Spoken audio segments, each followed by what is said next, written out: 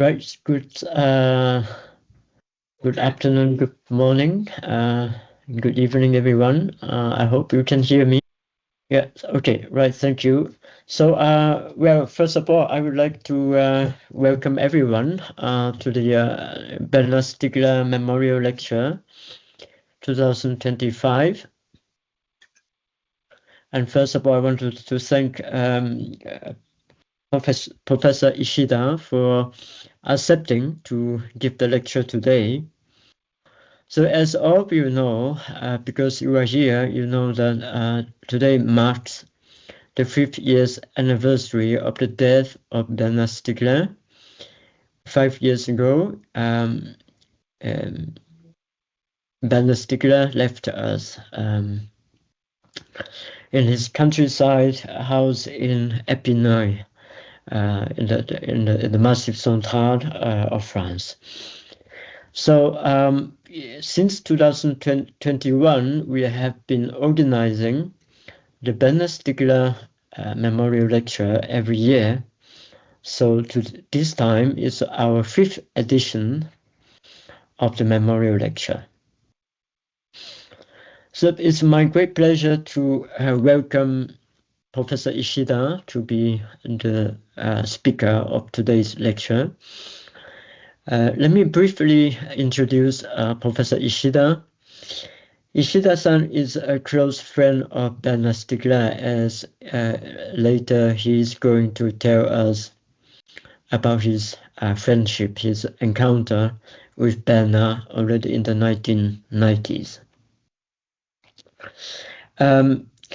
Ishida-san has studied in France, and afterward he has been a professor in Japan, notably a professor at the University of Tokyo for more than 20 years. And he was the inaugural dean of the interfaculty initiative in information studies. And when he was the dean, he had quite some collaboration with Bernard Stiegler as well. Professor Ishida directed the Japanese publication of Michel Foucault's Die Écrits in 10 volumes.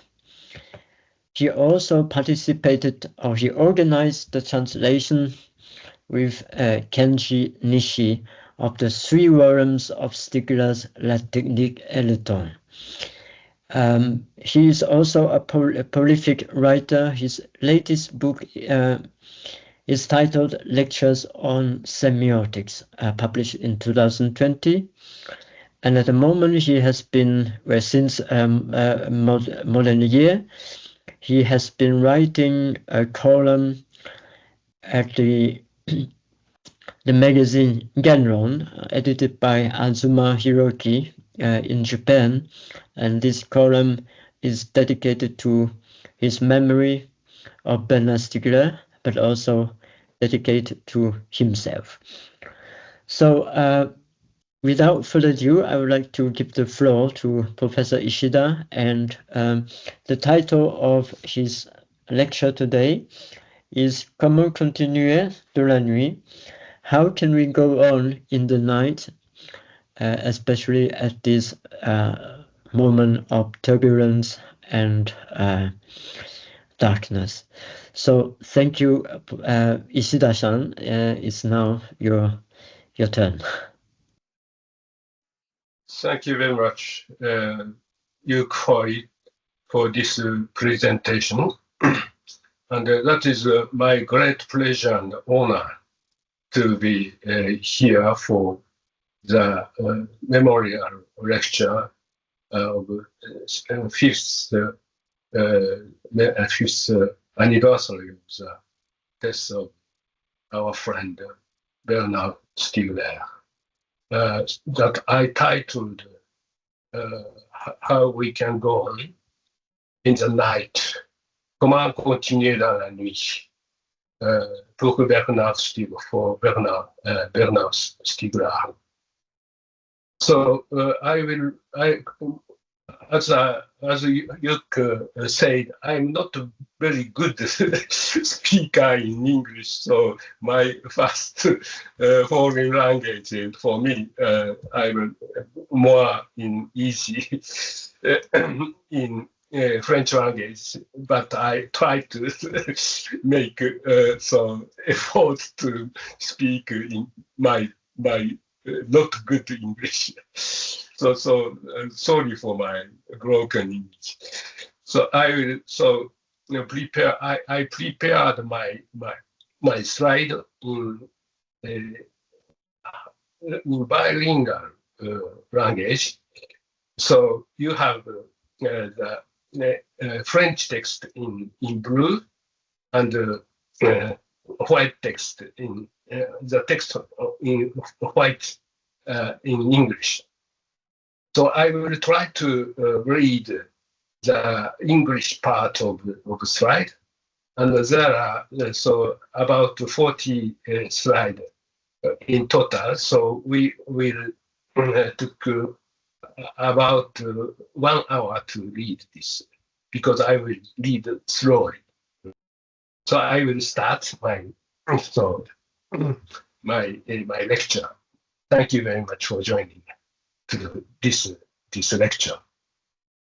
So the first slide is in French, but the content is the same for the poster. So I will skip this slide, and I enter directly in my lecture, and I have subtitle for 6 parts of my lecture. So first, in introduction, I titled Ouverture, the full moon night. I will start. So the full moon night, on the night of August 4th, so 5 years ago, exactly just 5 years ago, the moon was full. According to a Native American legend, it was a star-shaped moon, an exceptionally large moon, marking the time when stars come to spawn. I had stepped out from my study, this place, this bureau, nestled in the Japanese Alps in the mountain, and watched the moon rise in the southern sky. Here is the image in the left. I captured that night through the trees. 5 years have passed since then, and I still remember that moon. I wonder, did he see Bernard, the moon, from over there in Épinal in France? The Abri Blanchard plaque, the name where the plaque was excavated. Abri Blanchard plaque, the forgotten astronomies, was 50 years after the excavation. As archaeologists discovered the plaque from the Abri, this plaque from Abri Blanchard bore an engraving of the lunar analemma. Paleolithic people had their own astronomy, shaped by their material cultures and notational systems, a form of writing before letters. Then was it that we, the moderns, and when was it that the moderns, we, the moderns, forgot the moon, the cosmos, and the stars? That is another one. Unfortunately, poetry is still here. A higher compliment that may offer us limits. In Stéphane Mallarmé's Igitur fragment, the piece named Igitur, which Bernard cherished and which I myself studied in my doctoral research, one passage, this page, sketches a scene where the moon rises as a consequence of the act of the universe, consummated in its absoluteness. Our night is deep and thick, notre nuit est épaisse, yet the curtain must be raised, and we must go on and go to find our friend. This is my soul. Today, my modest contribution to gather in his memory. So I enter in my topic, part one, biographical crossings. Before getting to the heart of the matter, I think it would be helpful to say a few words about my relationships, or rather my exchanges with Bernard. I'm currently publishing, as so presented, Yuk Hui, a series in Japanese media, both print journals and online platform, entitled Flying Fish and the Pharmacology, an essay in biographical crossings devoted to Bernard and myself. Bernard was born in April 1952. I was born in October 1953, only a year and a half apart. One can rightly say we belong to the same generation. Now that I too am approaching the age when one begins to feel the arc of life drawing to its close, I felt the need to reflect on the era we lived through, or if I may put it in this way, the world historicity of the world we inhabited and traversed.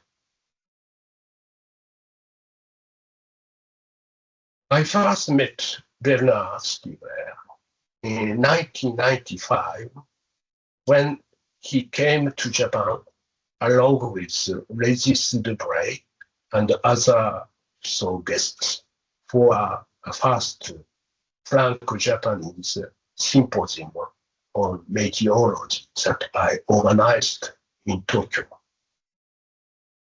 From that time, we met regularly and had many occasions to talk, whether in Paris or in Tokyo. Then, beginning in the year 2000, I became involved in a project to create a new graduate school for information studies at the University of Tokyo, an interdisciplinary structure dedicated to technology, media, and contemporary thought. In each of these large-scale projects, I always sought Bernard's counsel. He became a kind of indispensable intellectual advisor for us. I came of age in post 1968 Japan. And in my youth, I experienced, me too, both political engagement and its eventual collapse. It was through reading Foucault, Deleuze, Derrida, and other post-structuralist thinkers like Lyotard or Guattari, etc., and attending actually their seminars that I awakened to contemporary thought. And like Bernard, I lived through the convulsions of the information revolution at the end of the 20th century. In that sense, we truly journeyed side by side. The image is translation of in 3 volumes of Technique and Time, Technical Time. It is from this perspective that of the thinking generation, which has lived through a shared epoch, that I embarked on this series of publications. Its purpose is to read Bernard's work, not journalistically, but philosophically, through the lens of biographical crossings. I'm now about a third of the way through, and this writing will likely take me another 3 years. Already, however, certain things have become strikingly clear. What I will present to you today is deeply connected to that. Bernard described in Aristotelian terms the passage à l'acte of his philosophy, and the transformation of the prison into a phenomenological laboratory. This is not an incidental episode in his life. One can be quite certain that his major later projects like INA or ILCAM or IDI, Institute of Renovation, all find their intellectual matrix, in my sense, in the first cultural laboratory.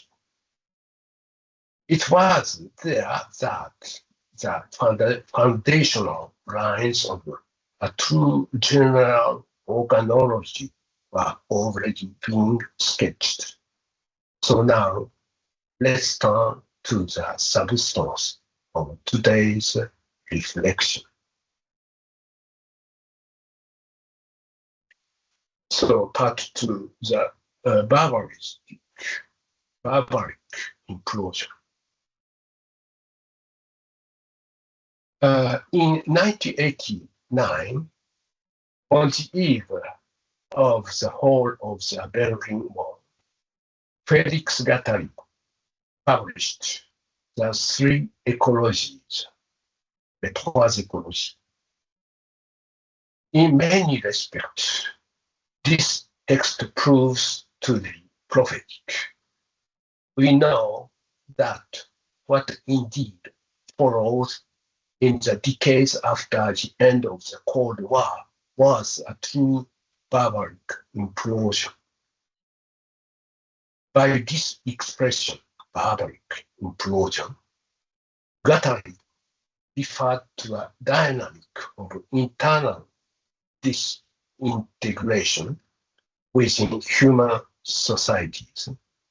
Should no ecosophical decomposition be undertaken.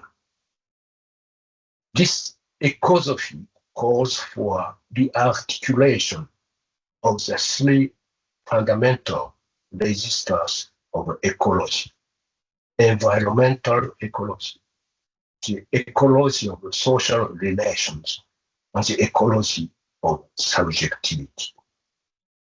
The barbaric implosion is not an explosion coming from outside, but an auto-dissolution, a collapse of internal structures driven by collapsing, identity closures, extreme fragmentation, and systemic mechanism of oppression.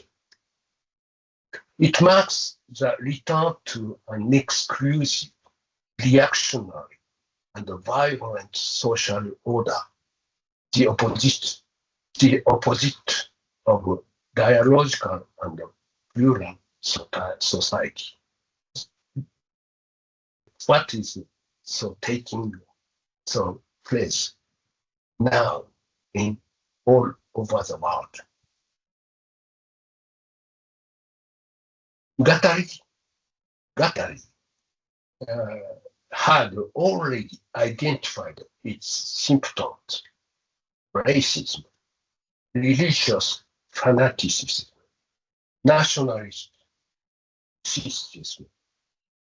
reactionary closures, the exploitation of child labor, and the oppression of women. This is a form of social entropy that becomes inevitable if no transversal recomposition, ecological, political, or ethical subjective is initiated. In a striking passage, Guattari even spoke of the proliferation of monstrous species, steroidal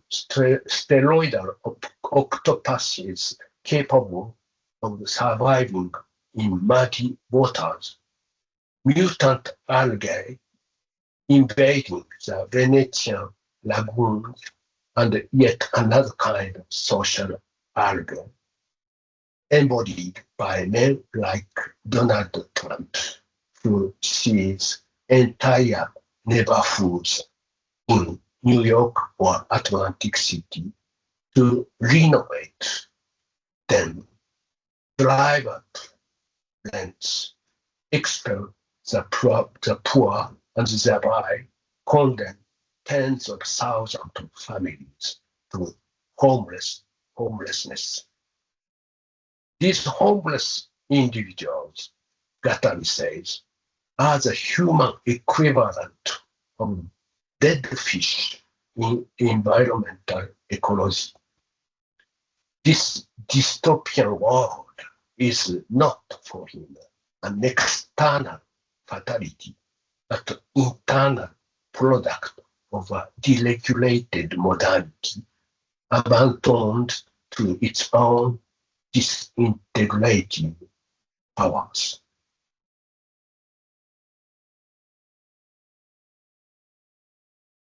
One can say that the barbarist implosion found by Guattari uncannily anticipated the reality now unfolding. So in left, the table opposite presents the corresponding phenomena in the contemporary world. Implosion describes a phenomenon of internal collapse of social or subjective structures, which manifest through the decomposition of institutions, the erasure of public sphere, the inability to regenerate thought and values, and internal corrosion, political, ethical, psychic, and ecological.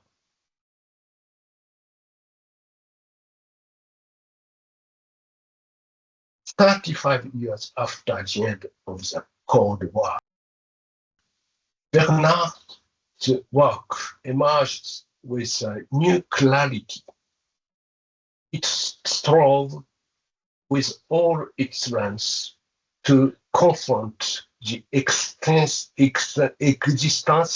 condition specific to what he called a time without epoch, a time marked by post-truth, disruption, and the collapse of collective temporalities.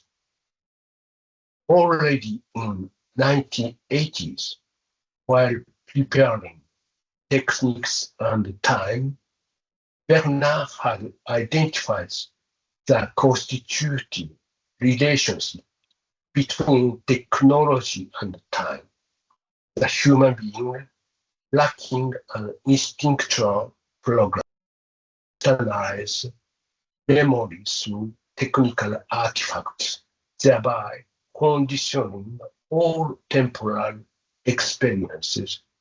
This thesis of epimetheia, elaborated in Techniques and Time, clearly forms the matrix of his thought. From the 2000s onward, he developed a sharp critique of the proletarianizations of knowledge, desire, and attention. That is, the generalized loss of individual and collective capacity under the influence of cognitive capitalism and cultural industries. Misery, disbelief and discredit the automatic society, and in the disruption, he showed how the cultural industry, media and digital technologies, and algorithmic automation destroy desire, generational transmission, and autonomous thinking. He then rethinks the question of care and thought as pensée, to heal, but also to think. In what is called qu'appelle ton pensée, he calls for a reinvention of psychic, political, and technical practice of care. This gesture continues in Bifurcate, a collective manifesto that calls for the refoundation of economic, ecological, social, and affective circuit in the age of the Anthropocene. Thus, his work appears as a lucid and stubborn attempt to restore a future to time itself, to rethink temporality through techniques in order to remake the world in a world that is falling apart in our life, in our night zone. Third point, so return to Freud.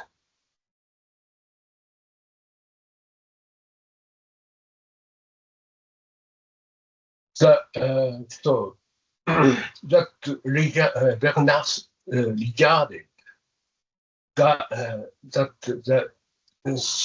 Bernard regarded Guattari's warning about the barbaric implosion as critically important.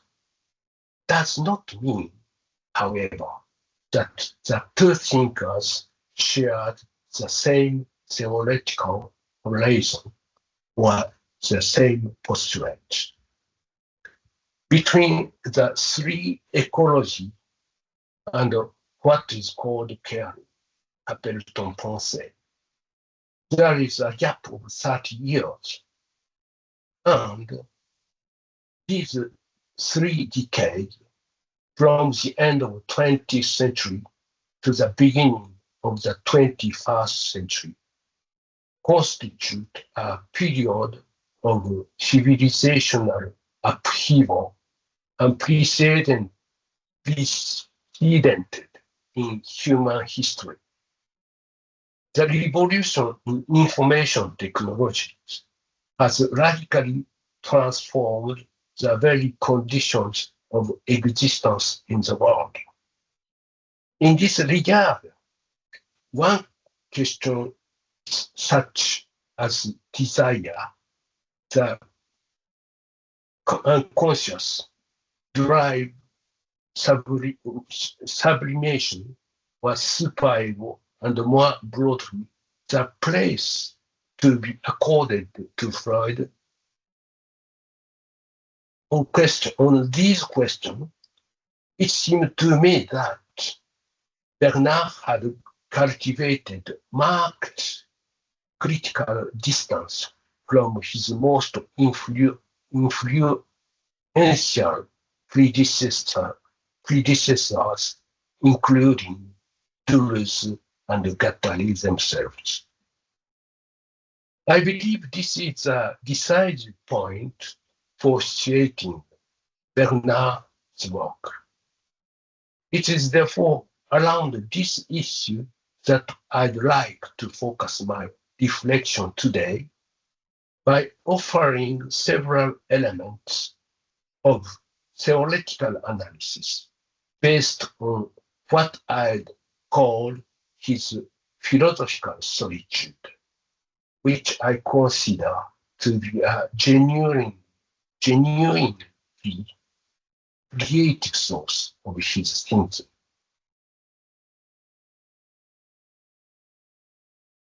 Today, it seemed to me that the question of a return to Freud arises once again within the field of critical theory, but in a manner entirely different from how it was framed in the 20th century. It is no longer a matter of returning to the grand representative synthesis of culture or the imaginary, as explored by the Frankfurt School or the post-structuralist French theory. What is now at stake is a radically new situation. Contemporary cognitive technology operates directly at the level of affects and drives, bypassing symbolic mediation and circumventing the space of representation. The relationship between the psyche and techniques, between desire, memory, and automation has been profoundly reconfigured. In this context, I believe that a new return to Freud becomes thinkable, not as a critical return to representation, but rather a return upstream to Freud, the neurologist. The Freud who still sought the psyche from its somatic, energetic, and material ground. Such a return would not be nostalgic or merely theoretical, but operative. It calls for a reconfiguration of the libidinal economy in the era of neural computation and automated desire. I believe it is in this context that we must engage with the theoretical work of Bernard Stiegler. At the origin of his inquiry lies the question of mal-être, a form of disquiet or psychic suffering, which he analyzed as a crisis of primary narcissism, the feeling of not existing. He conceptualized this in Heidegger terms as a domination of the they, das man, or alternatively as the collapse of psychic and collective individuation in the sense of Gilbert Simondon. This loss of primordial narcissism, of what Winnicott calls the sentiment of being, results from the hypersynchronization of contemporary technical environments, which prevents process of differential individuation. That is, the emergence of singularity within one's own temporal rhythm.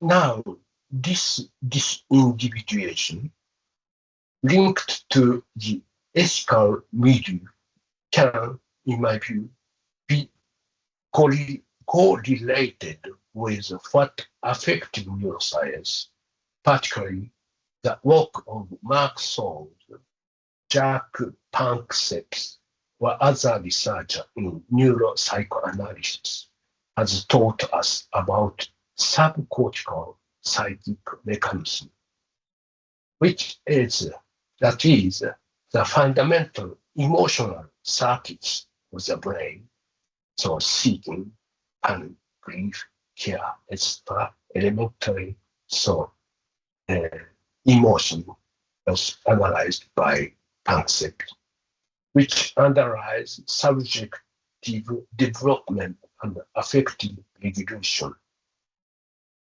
For Solms, as for Panksepp, conscious mental activity does not originate in the cortex, but in subcortical structures responsible for the affective sense of being, or primitive emotional balance. If these structures are disrupted, say, through chronic exposure to technical environment that shortcut process of anticipation, play, and bonding, then the subject loses their libidinal anchoring, their ability to feel alive, desired, and related to others. This is precisely the pathology of affective time caused by a technical synchronization that neutralizes difference avec intelligence that Bernard names mal-être. Here we found ourselves at the very heart of the question of symbolic misery. And this is where we approach his approach. This is where his approach can enter into deep resonance with contemporary neuropsychoanalysis, insofar as both interrogate the biological and technical, indeed pharmacological condition of subjectivation.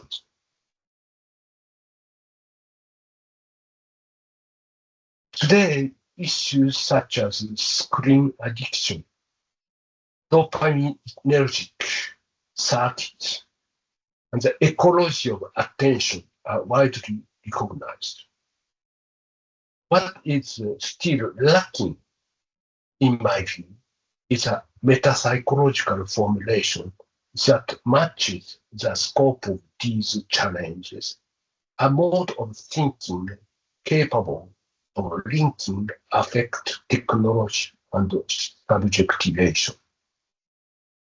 Media devices, smartphones, platforms, social networks function as dopaminergic structures that bypass symbolic mediation by acting directly on the subcortical systems of desire. These are apparatus of negative organology, to use Bernard's term, which produce mal-être by automating the seeking status in the sense defined by Panksepp. Neuropsychoanalysis, to which one might, to some extent, associate a figure like Antonio Damasio, explores the affective and embodied foundation of consciousness. Bernard, for his part, showed how these very foundations are now being programmed by technical systems that externalize memory, channel desire, and take control of temporality itself. Perhaps between these two approaches, metapsychological and organological, a critical complementarity could emerge. Our approach here must necessarily be interdisciplinary and experimental. Let us take the case of Fascism 2.0, which today threatens our society, what I call here our deep night. Faced with this, Freud's theory of identification, developed in group psychology and the analysis of the ego, 1921, is clearly no longer sufficient. A renewal critical theory is more urgent than ever, and that was already, I believe, the project Bernard undertook in Pharmacology du Front National, 2013. Part 4 was Dream and Super. Today, we certainly do not have the time to fully explore the relationship between Freudian metapsychology, particularly his theory of psychic apparatus, and the general organology as Bernard conceived it. But what we have tried to retrace so far is a series of problematics that Bernard sketched, beginning with the crisis of primary narcissism, passing through the question of affect and drives, the Freudian id, and leading to the inquiry into the impact of contemporary prosthetic devices on the psyche and on the civilizational transformation they set in motion. Dans la description, The Age of Disruption, Bernard cites the story of a young boy named Florian, who writes, "We are one of the last generations before the end." As Bernard advanced in his writing, the rhythm of his publications accelerated, and one could increasingly perceive in him a sense of urgency, almost an anxious acceleration. In Japan as well, one often hears the phrase young people no longer have dreams. It expresses a feeling of existential emptiness, a world without a future, an epoch without an epoch, marked by mallet. This absence of dreaming is far from rhetorical. It must be taken seriously. It was around this question of dreaming that we organized a symposium with Bernard in Tokyo around 2016, the very year's Age of Disruption was published. And one of the fundamental theses he articulated there was the following: the noetic dream is both the origin and the result of exosomatization. This beautiful formula constitutes, in my view, the clearest point of articulation between Freudian metapsychology and his general organology. To illustrate this, let us take a well-known example: the birdman of Lascaux, as demonstrated by Michel Jouvet, neurologist and discoverer of REM sleep, rapid eye movement. This figure is in a dream state. So man is in a dream state, indicated by his election, and he dreams of flying, symbolized by the bird. This scene, painted on the wall of the cave, constitutes a projection, so an exteriorization of his inner world in the form of a technical object, the image.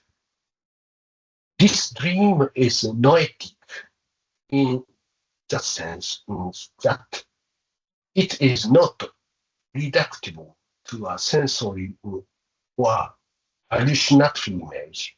It is a dream of thought, or rather, a dream that thinks.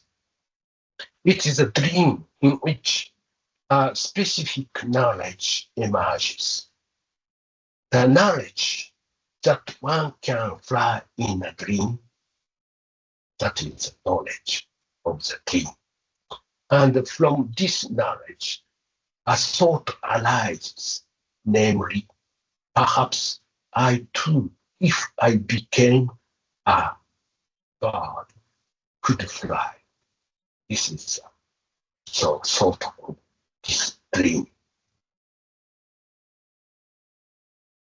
In other words, this dream makes thinkable the very idea of stepping outside the human body, of envisioning an exteriority in relation to it. In this sense, it is both the starting point and the product of exosomatization. It is a moment when the human, the dream, enters technical thought. This is how Freud's formula of the dream as wish fulfillment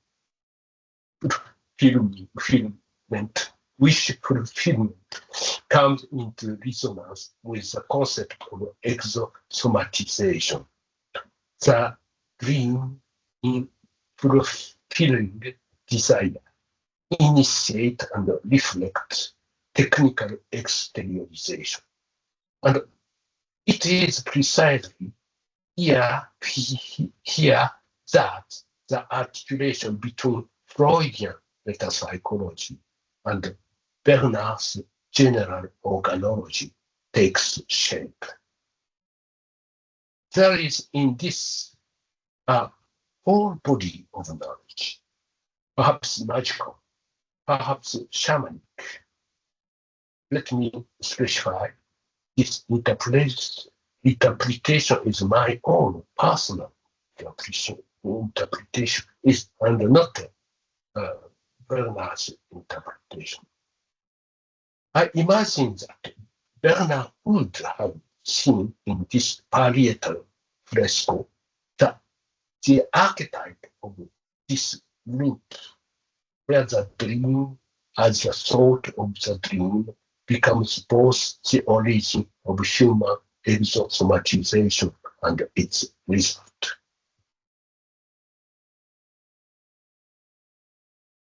So, another point about the question of the superego. Foucault, in his 1960, not 63, 50s, not 53, 54. In his 1954 introduction to Binswanger's Dream and Existence, had already highlighted the importance of Heraclitus' concept of idios cosmos. The dream is existential and total, in that it is enclosed within its own universe. In this sense, it constitutes the transcendental, proper to being in the world in its idiomaticity. And here we found the term dear to Bernard, idiotextuality. The dream is par excellence an idiotext. But the condition of this idiotextuality is always already cultural, psychic, and collective in Simondon's term. The dream is always already culturally transformed into a thinking dream, a dream of nous in the Aristotelian sense, and such transformation necessarily requires the intervention of superego, a third instance of mediation that structures the ego. It is precisely at this point that Bernard diverges from the previous generations, especially from what is so represented by the revolution of desire, symbolized often rightly or wrongly by Deleuze and Guattari's Anti-Oedipe, 1972. For Bernard, the superego is not a psychological instance of parental authority, but rather a factor of transmission, a dispositive of mediation, of intergenerational passage of norms, ethics, and desire, so philia in his term. The superego is thus defined as a trans-individual structure formed by the technical exteriorization of science through written laws, textbooks, media, digital platforms, algorithms, etc. But today, due to algorithmic automation and the collapse of the attention economy, these dispositive shortcuts the very function of superego formation, leading to desocialization, or rather a capitalist privatization of desire. In response to this crisis, Bernard proposed a technocultural reconception of the superego, a politics of memory care. He calls for the design of symbolic environment, hypomnesic ones, capable of shaping desire in a Nescal manner. Bernard often cited Miyazaki Hayao, quintessential example of noetic dream. And did you know that Miyazaki is a truly intergenerational author? The universe of his animated films occupies a remarkable mediational position. This is not a matter of age, but of world. A world that is intrinsically artistic, situated at the junction of generations, and which, by virtue of its authentic originality, educates a generation yet to come. This constitutes a symbolic space of transmission, precisely as Bernard conceived it, a cultural superego that shapes desire in an ethical and imaginary way.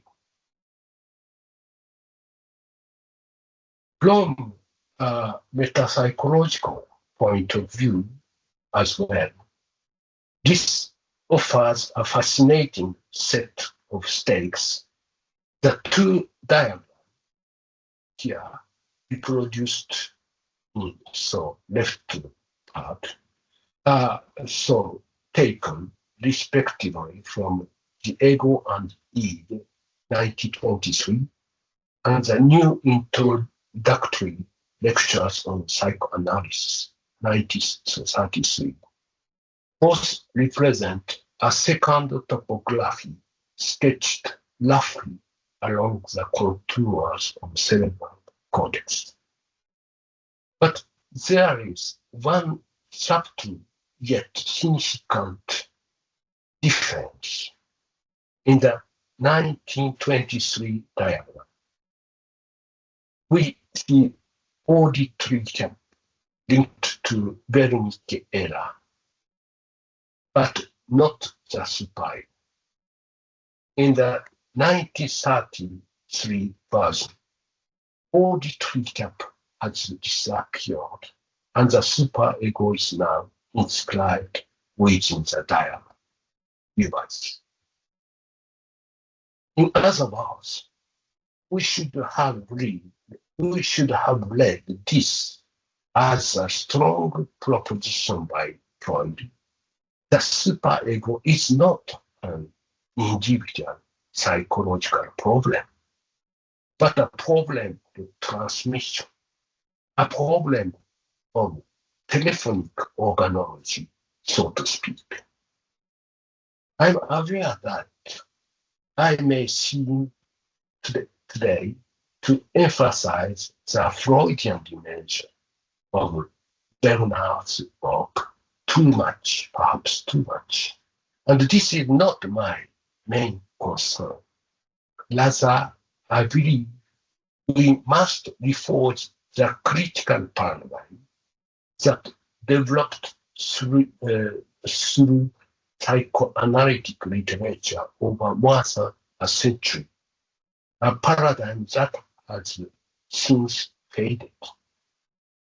Without reactivating this inheritance, critical theory risks stagnation and ultimately being reduced to silence. So I touch to the end of my my talk today, sublimation and bashing the place. For the final part of my talk, I cannot avoid addressing the question of sublimation. This question, it seems to me, emerged today as a problem of the media interface. We live in a world where, from the moment we open a laptop or pick up a smartphone, we are immediately, whether we like it or not, drawn into a circuit where the problem of sublimation and de-sublimation intertwine.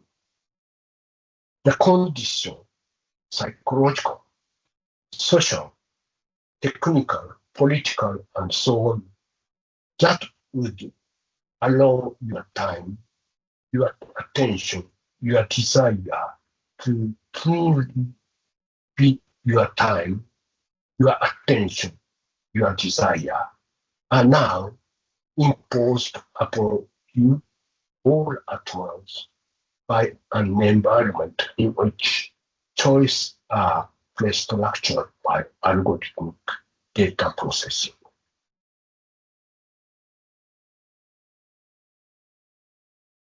So how can we now formulate the question of sublimation? In a word, I believe Bernard stated this problem within the dimension of hypomnemata, that is, within the broader problematics of tertiary retention. Earlier today, in my talk, I mentioned his reading of Aristotle while in prison.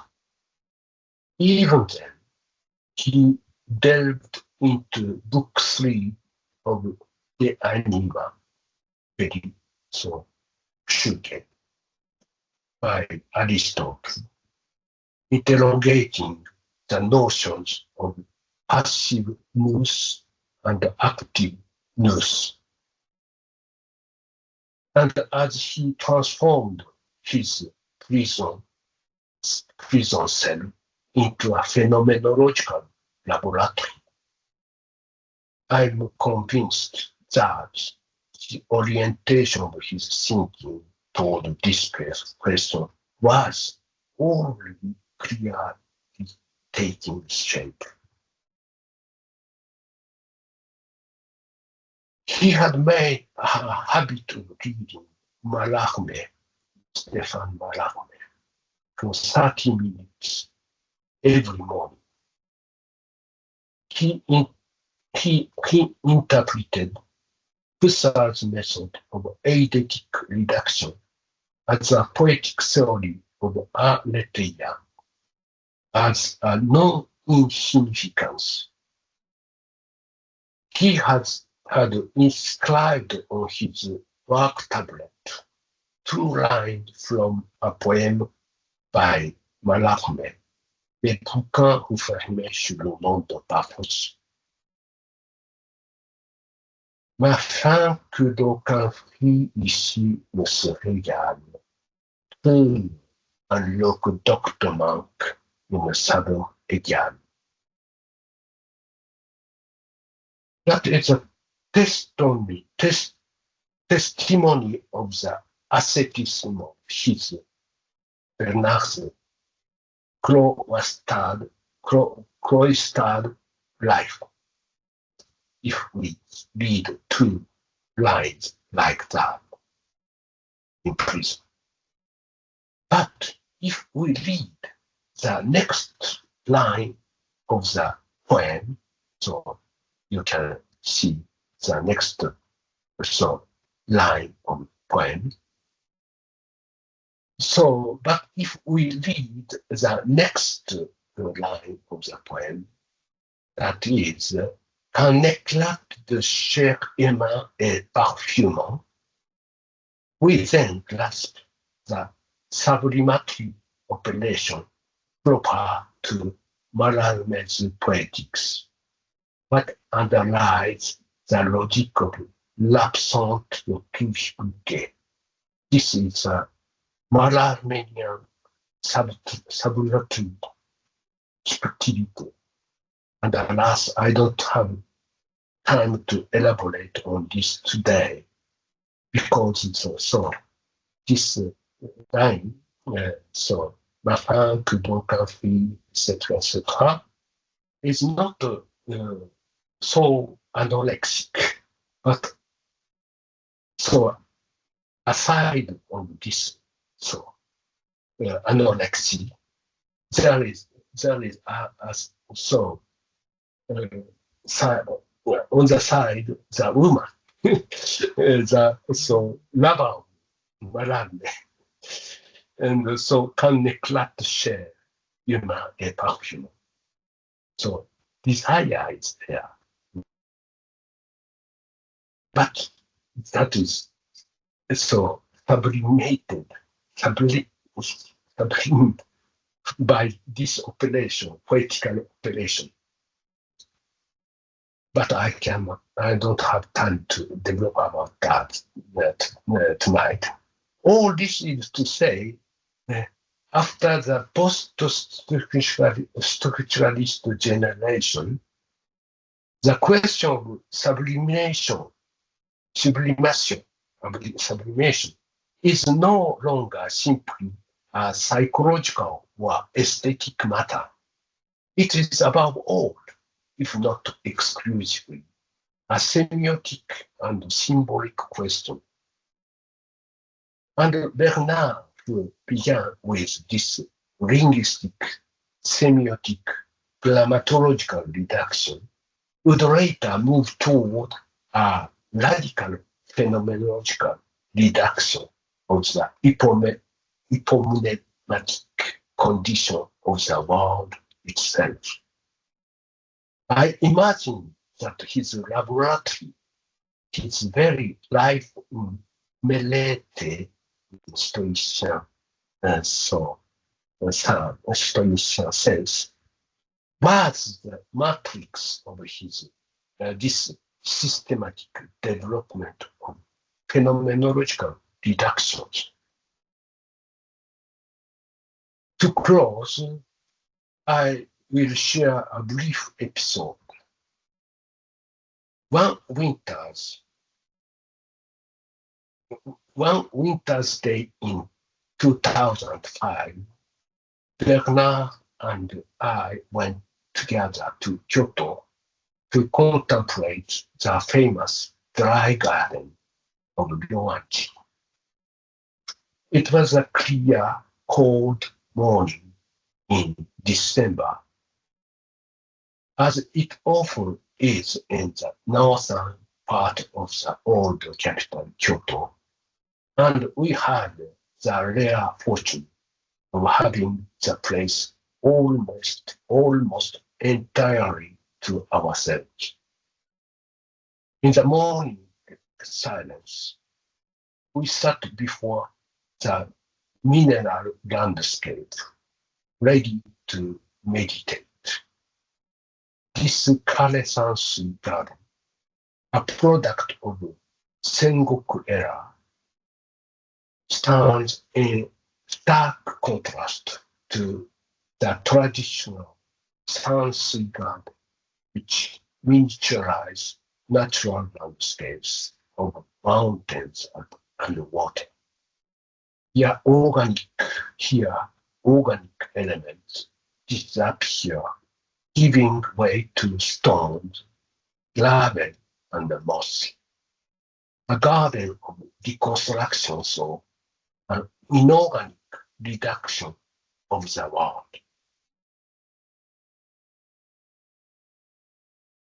I shared with Bernard my own interpretation, a kind of wild story, perhaps, but one nourished by a certain historical and existential legitimacy. I suggest that the garden may be they have been conceived as a psychotechnical device for various roles, like other inventions of the same period, no theater, tea ceremony, flower ceremony, etc., often mistakenly read today as mere aesthetic refinement. Enclosed, the garden appears as a rectangular field that can be grasped at a single glance from the Hojo corridor, serving as a mental screen where flows of representation are instantly naturalized.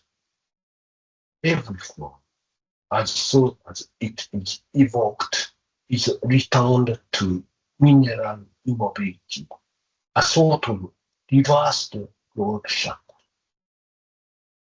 One does not project images, but dissociates them until all image disappears. The Sakuteiki, the oldest known treatise on Japanese garden design, written in the 11th century, recommends letting the stones constellate themselves, emphasizing the aleatory principle of composition. This garden reproduces nothing but reduces everything. First landscapes into signs, then signs into pure mineral. Expression itself disappears, leaving only place. I said all this to Bernard, and then we fell silent. And in that long silence, time suspended itself, as is often said in the practice of Zen. Yes, we sat there a long time in silence, before that nothing which is a place, passion. Thank you for your kind attention.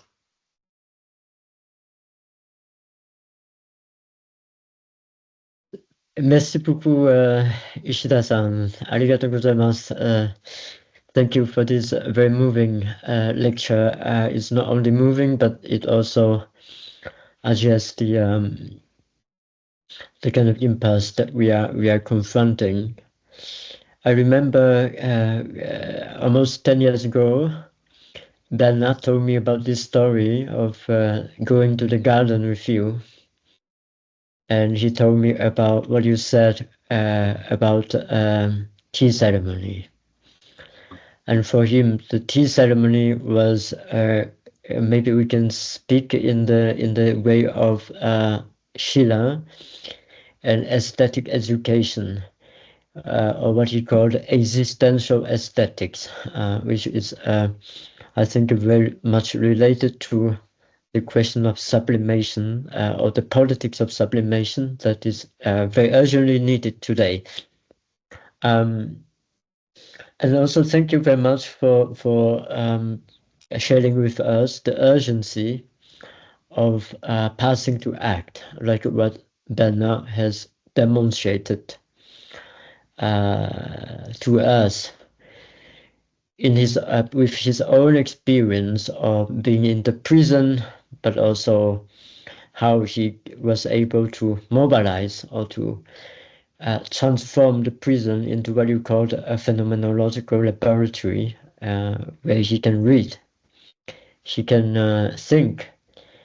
And I remember in his book, Acting Out, he even said that he became worried or he became disturbed when his family, I hope it's working. Yes, I Yeah, share. he was even disturbed when his family when visiting him at in the prison, that he felt that his routine was disrupted. It was an interesting note. But I think what you said is very important. Is today how are we going to transform this symbolic world, or what you call the semiotic and symbolic world? How could we transform it, like what Bernard did with the prison? In fact, I don't think we are too far from a prison in that sense, because like you said, when you open the notebook or when you turn on your smartphone, you are already in a kind of prison, in the sense that our perception, our attentions are already kind of programmed, anticipated. And of course, with artificial intelligence, with its increasingly stronger predictive functions, this will be we're only getting worse in the sense.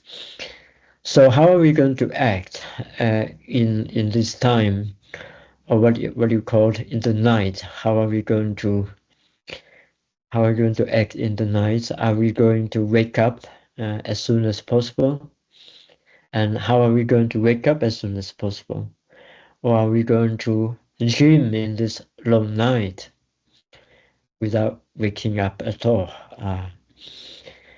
That might also entails certain kind of political possibilities that we have to reflect on. In a time when the technological acceleration is no longer separatable from what you call fascism 2.0, because if you look at the kind of extreme right and the relation, the intimate relation, or even a relation that is getting closer and closer between the technologists of the Silicon Valley, represented by the transhumanist, and the rise of the extreme right, or the fascist 2.0. So all this sounds very disturbing and worrying. So thank you very much for sharing with us. And it is, as you said in the verb, that it is the moment we have to think together, not only among us, but also together with Bernard, with Bernard Stiegler. So thank you very much. Yeah. So because my screen is a little bit frozen, so I don't know if is still working. So I think what we can do now is, because I think we have like 35 minutes left before we reach 2 hours. So I would like to also to open it to discussions with others. So if you have questions, or you please, you can either send right on the. Well, I think the best would be that you put your questions on the chat, and we can all we can all read. So I think the screen is a little bit frozen. So maybe Ishida-san, you wanted to stop sharing. Maybe you can stop sharing the screen. Sure. So then we can see you. Okay. Like that. Yeah, I think it is better. It's a smoother, and probably we can also see you as well. Let me see. We can see each other. Yeah. Yeah, good. I think it's smoother because before, because of the screen sharing, the screen was a bit frozen. So I think we can open to the for discussion with the others. If you have any question for Ishida-san regarding his lecture, please, I think best would be that you type in the chat. So I think we have Nishida-san, we have a question for you. Who are not the pharmacists, I think who are the pharmacologists of our time? Philosophers, artists, the people, workers, politicians. Could it be that there exists a curative force for humanity? And how might such a healing power be formed? That is a very difficult. You hear me? Okay, yeah, I can hear you well. Yeah. Okay. Difficult because there are so not that is not the question of how I say the profession métier. Philosophers all philosophers are not here. Not all people in psychoanalysis or psychology or but we must I think that is the sense of my reasoning in my talk. We must form the interface, interrelation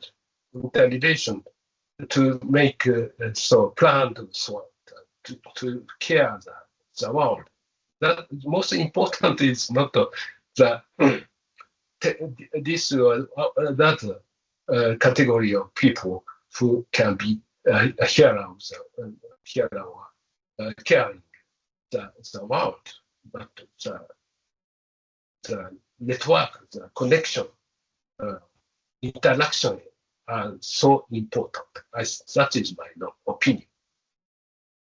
But if I can say something is in terms of pharmacologists, then we also have a history of pharmacology, or let's just say a history of pharmacologists. Then we have the first pharmacologists who are the shamans, and then we have the pharmacologists who are the priests, especially Christian priests. And then we have the pharmacologists, or as the physicians, who are the philosophers, like Nietzsche. And then we have the pharmacologists like Freud. So I think the question is, could we identify who might be the pharmacologist of our epoch? But if I understood from you, it's not that a particular people will be the pharmacologist of a time, but rather we are in a new condition that there is no single person who could be a pharmacologist of our civilization, but rather a network, a collective. Did I understand correctly? Yes. I'll try to reply to the second question about critical theories, risk of stagnation, etc., etc. Also, Mr. KD, the question. I so in my talk today, I tried to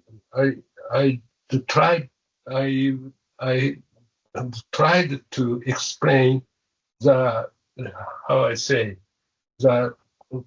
trouble in the psychoanalytic paradigm nowadays, because during the 20th century, the psychoanalysis in Freudian sense was very, very important part of the critical theory. That is quite evidence. Like Frankfurt School, like the French theory, post-structuralist, etc. But the actual state of theoretical innovation, if I can say, critical innovation in psychoanalysis was very limited these last decades.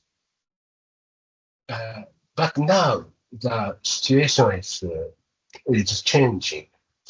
That is what I tried to explain today, because of someone like Mark Solms, so this tendency in neuropsychoanalysis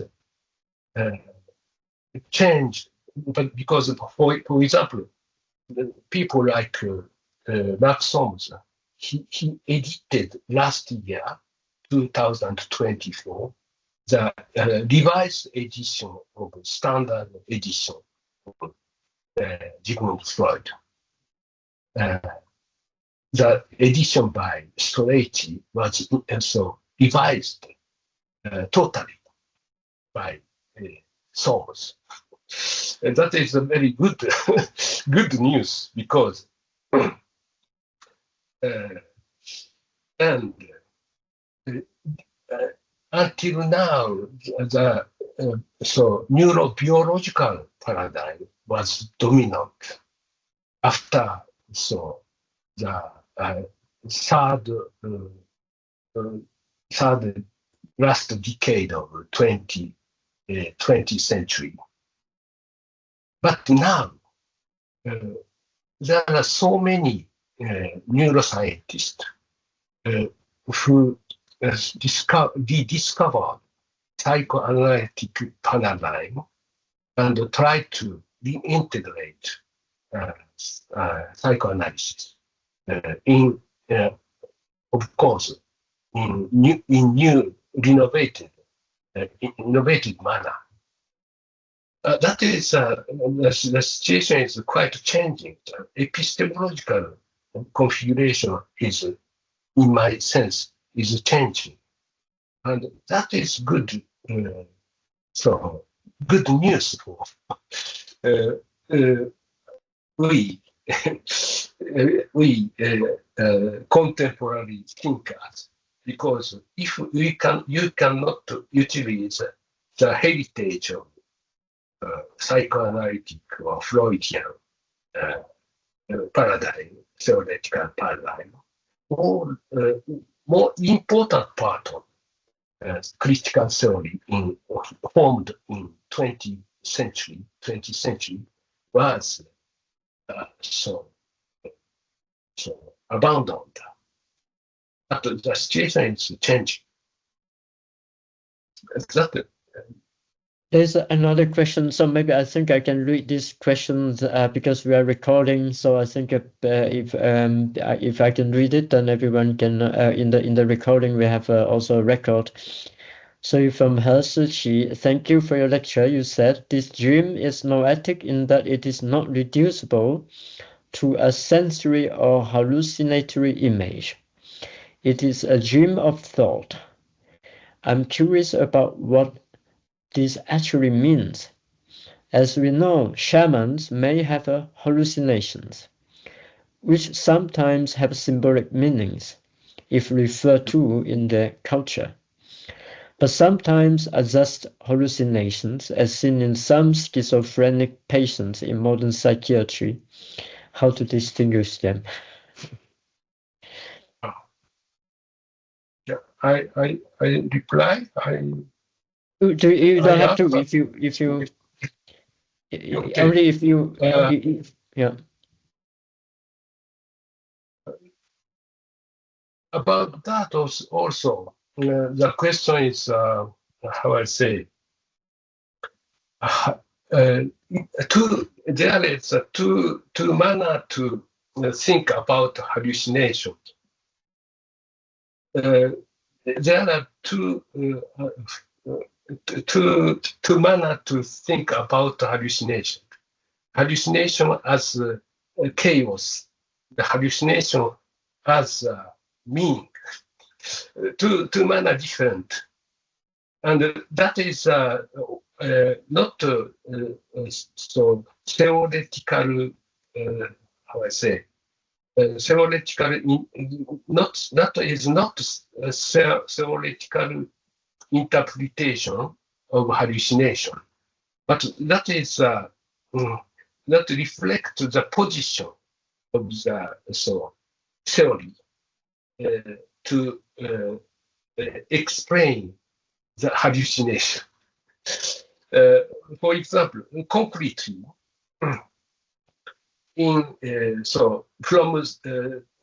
from 20 years, there is a great debate about the sense, the meaning. There were two opposite position in neuroscience about the existence or non-existence of meaning in dream. And the position without meaning of dream was held by a theorist named Alan Hobson, a great figure in person in neuroscience, and another source. That is not arbitrary theoretical position, but interpretation and research of the mechanism of production of dream. Which part of brain produce effect, dream, etc. Plays very important role of this type of interpretation. And now dream recovers the meaning. Now in the state of affairs, now the majority of tendency in neuroscience is dream have meaning. But 20 years ago, the majority of the opinion in neuroscientists was there are no meaning in dream. The situation is very changing, and now Freud is in returning because the mechanism of production of dream is investigated in this sense. The theory are very evolving and very changing. That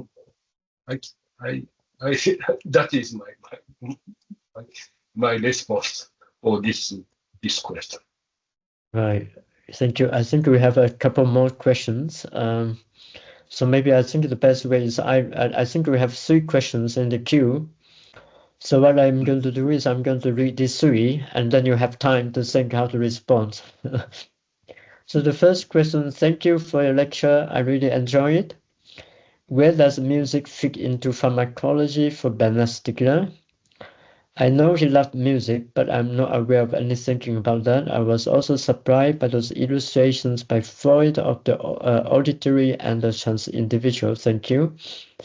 Second question: are the developments of artificial intelligence and technology in general showing the limits of Western extractive capitalism and leading us towards the need of non-Western ethics and environmental contextual ways of living and thinking? So is again the decline of the West. So the third question: as you know, Stiegler placed great hopes in AI as the saving power of the future, although he also recognized its incredibly toxic functioning at the moment. What is your view, given your own analysis, of the positive potentialities of the digital and AI to save us from our current descent into barbarism, also given the overwhelming control of these technologies by the oligarchy, both in the East and in the West? Right, so I think these are the three questions. You can choose what you would like, how you would like to respond.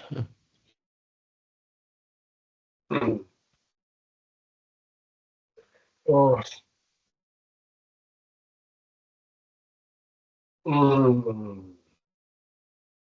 About the hope in AI,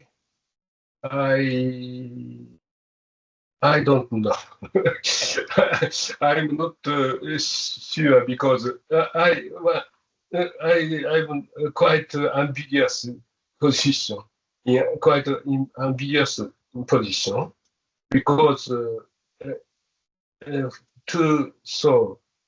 remediate to the actual situation of say isolation or division of people because of the as I explained, because of the development of digital environment and algorithm, etc., etc., and in parallel, development of the AI and robotics, or Android, robotics of Android type, etc. Many possibilities, and many, how I say, yes, many possibility of combination of these actors in the developing digitized and automated environment. The question is, how I say, that must be, that can be, that can evolve in in happy manner, but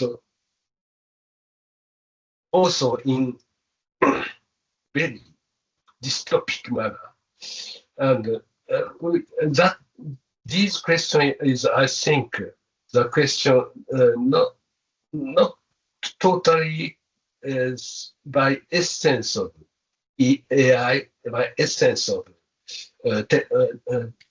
which robotics, etc., but combination of these elements and how we can design this environment, etc.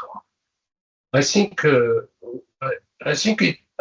it is in this manner to conceive the solution, not to essentialize, tell such mechanism of technology. That is my reply about that. But I think I have to add to that is that because the person who raised the question is Peter Lemon, so is a friend, a colleague who also worked together with Stiegler for quite some years. But I don't think that Bernard placed great hopes in AI because that's why he developed what he called artificial stupidity to describe what is called the artificial intelligence today. So I think that I think it might be too fast to say that he placed great hope in AI. But of course, there is a question of pharmacology in the sense that AI is at the same time good and bad. I know that's a rather ontological question. But I think the key entry point to deal with that is maybe what Ishida-san said towards the end of his talk, the question of place, the question of the basho. The place is where gathers, and we need to go into the place historically, socially, historically, politically, to understand the impact of AI. That might be parts of the pharmacology. There's another question, a very long question from Antonio Oradi. It's a colleague from Portugal. In Eros and Civilization, 1955, Marcuse problematized what he called the automatization of the superego, which he defined not through parental authority, but in relation to the rules of critical judgments and the containment of energies that could lead to social change. Stiegler discussed Marcuse's position on Freud and psychoanalysis in a critical tone, but also tracing a continuity between the automatization of superego and the disindividuating tendencies around algorithmic automation. Of course, the question was for Marcuse and for Stiegler to invent forms of sublimation that go beyond a repressive organization of energies through work, addictions, consumerism, etc. As part of this return to Freud, do you think that reinforcing this dialogue could contribute to a renewal of a critical theory of the technological present? Yes, the question of the position of Bernard's position about Marcuse is very, how I say, plenty of, how I say, implication. He himself said me that one of the most important problem for him was how I say the critical interpretation of Marcuse. And in his, as you say, you know very well this question. In the, for example, in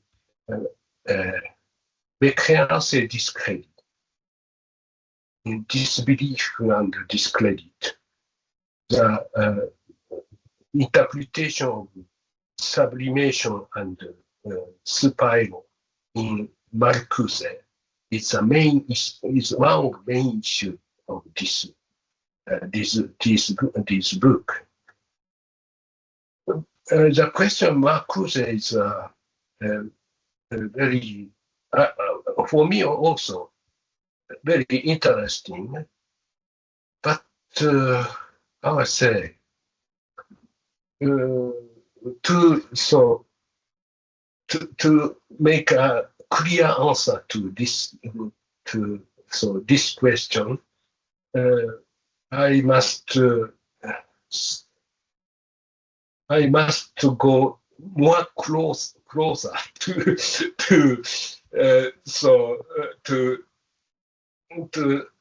answer about systematically the points of Marcuse's one-dimensional man, Eros and civilization, the interpretation of Freud by Marcuse, the implication of Hegel and Heidegger in Marcuse. So, as you know, all these questions are so complex, so complicated.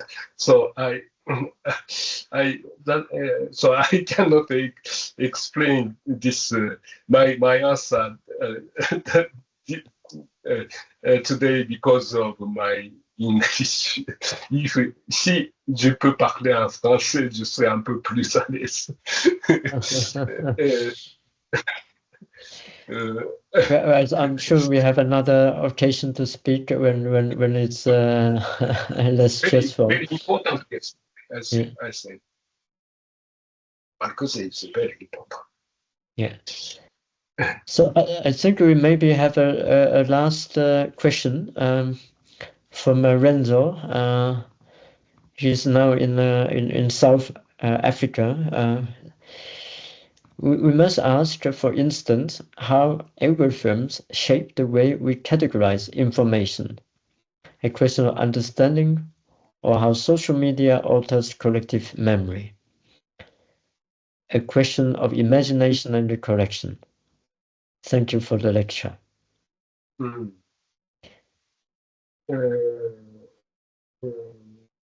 Algorithm shape, yes. Of course, that so shapes the way we categorize information, and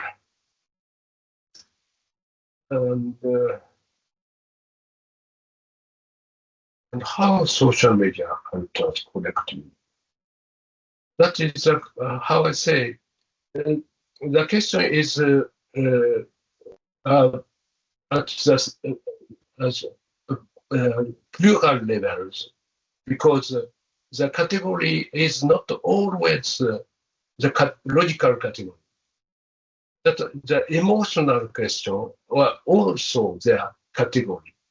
So the level of how I say the level on which level of so category work in tell in such communication are very interesting and very complicated problem. I think so very good question, but very complicated and difficult to answer. I saw that there is a last question, so maybe we take this the last question so I thank you very much for your lecture. You mentioned how technology fundamentally programs our affections once we are exposed to it. I was wondering if it is still possible to disconnect, at least temporarily, from those external influences and feel something that hasn't already been pre-shaped for us. Can we still access an inner unmediated form of feeling? Or has that become obsolete?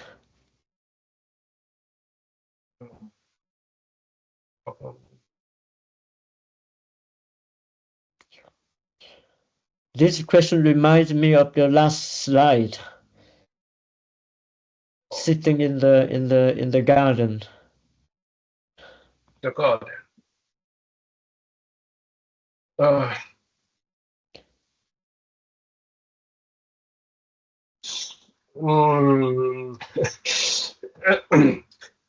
That, sorry for my very limited capacity to answer, but the question of so Zen garden is the question of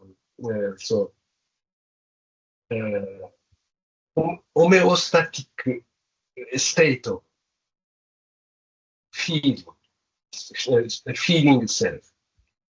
And now you have another approach to answer these questions. That is quite Freudian and quite Stiegler, because that is a question also of entropy and negentropy. The homeostatic question of feeling is a question of negentropy, and you can so now have many theory about these type of stability of mind with different theory like that of free energy, etc., etc. That is a type of entropical and negentropical calculating of and Bayesian statistics, etc. So many things that there are many things that are now evolving in the sense of this type of approach, and perhaps we can follow these development of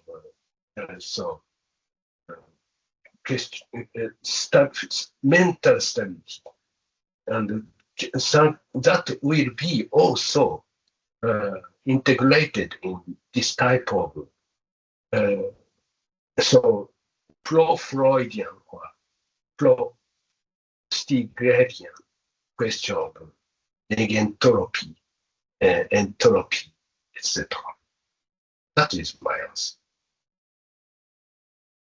Right, thank you so much, Ishida-san, and thank everyone for joining this memorial lecture. It was really wonderful and really moving. I was very moved when I was listening, and it's a great moment to remember our friend Bernard Stiegler, who passed away 5 years ago.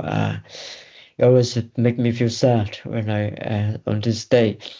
But thank you, and thank you everyone, and I think we can conclude today's lecture, and I'm sure that we will talk to each other again soon, but before next 5th of August. So thank you. Thank you very much for your attention. Thank you. Bye-bye. Thank you. Thank you.